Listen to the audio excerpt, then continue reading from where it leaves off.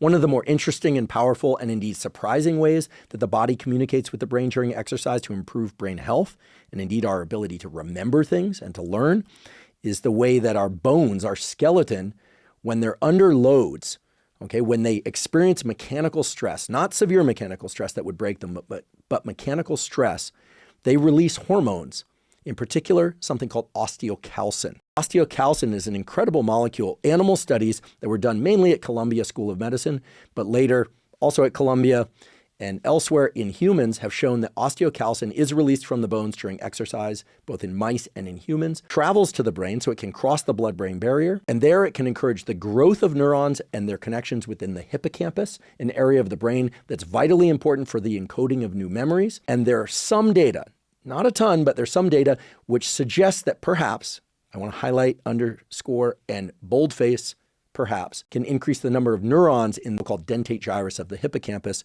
to allow even better capacity for memory. Now, osteocalcin is therefore a really interesting molecule, right? Comes from bones, travels to the brain, improves functioning of the hippocampus, which is important for learning and memory. That's amazing. And it does so in part through the actions of something that most of you perhaps have heard of, which is called BDNF, or brain-derived neurotrophic factor. Now, it's very important for us to understand that anytime we hear about exercise increases a growth factor, and by the way, exercise increases brain-derived neurotrophic factor. It increases growth factors that cause the growth of endothelial cells, so blood vessels. We'll talk more about that in a moment.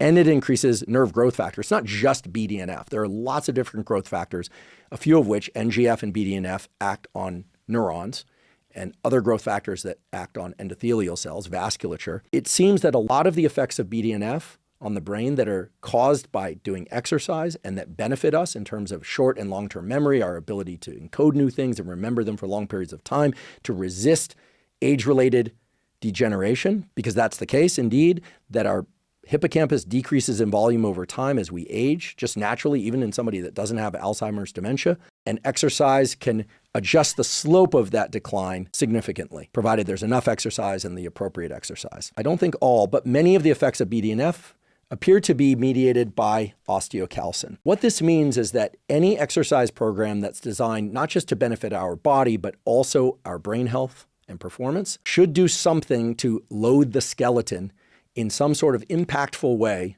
that causes the release of osteocalcin.